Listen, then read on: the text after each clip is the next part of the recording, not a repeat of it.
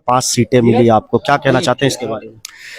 मैं सिर्फ धन्यवाद करूंगा जिस खूबसूरती से इस गठबंधन में तमाम विषयों को हल किया गया और जिस सहजता से हमारे प्रधानमंत्री आदरणीय नरेंद्र मोदी जी हों, हमारे भारतीय जनता पार्टी के राष्ट्रीय अध्यक्ष जेपी नड्डा जी हों, केंद्रीय गृह मंत्री आदरणीय अमित शाह जी हों, गठबंधन के हमारे तमाम साथी हों, मेरे बिहार के मुख्यमंत्री आदरणीय नीतीश कुमार जी हों, आदरणीय उपेंद्र कुशवाहा जी हों, आदरणीय जीतन राम मांझी जी हों, जिस तरीके से गठबंधन के इस अंतिम स्वरूप को का स्वरूप तैयार कर दिया गया है, ये हमारे उस संकल्प के प्रति हमारे दृढ़ निश्चय को दिखाता है। जो 400 का लक्ष्य हमारे प्रधानमंत्री जी ने हम लोग को दिया है, उस लक्ष्य को पूरा करने के लिए आज मजबूती से हम लोग का ये गठबंधन तैयार है।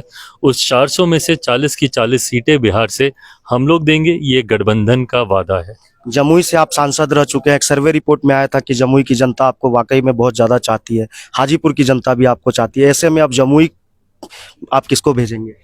देखिए, ये फैसला आने वाले दिनों में पार्टी को करना है, पार्टी के संसदीय बोर्ड को करना है। अभी हम लोग भी इंतजार कर रहे थे सीटों के चयन, सीटों के बंटवारे को लेकर। आज जब ये सारी औपचारिक घोषणाएं हो गई हैं, मुझे लगता है बहुत जल्द हम लोग प्रत्याशियों की भी घोषणा हम लोग जल्द से जल्द करेंगे। ये आज से कुछ दिन पहले अगर आपको ले चलूं तो आपके चाचा के घर पे आप गए थे और दरवाजा खटखटा रहे थे, लेकिन उस दिन का समय और आज का समय जब 5 सीटें आपको मिली है, तो क्या लगता है आपको कि चाचा कितने खुश होंगे? भाई, कहते हैं व्यक्ति नहीं समय बलवान होता है। मुझे लगता है समय ने हम लोग के संघर्ष की, हम लोगों के निरंतरता में प्रयासों को सम्मान देने का काम किया।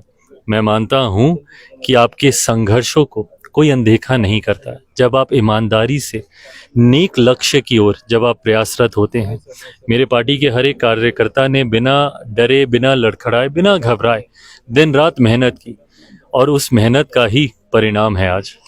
हाजीपुर सीट की अगर मैं बात करूं तो चाचा पशुपति पारस का ये कहना है, आज से पहले उन्होंने कहा था कुछ दिन पहले कि हम जो है किसी भी कीमत पे हाजीपुर सीट लड़ेंगे क्योंकि मैं वहां से सांसद हुआ। ऐसे में अगर अब वो आपके सामने आते हैं तो क्या लड़ाई कितनी मजेदार? भाई, मैं हर चुनौती के लिए तैयार हूँ। मैं चुनौतियों से कभी घबराया नहीं।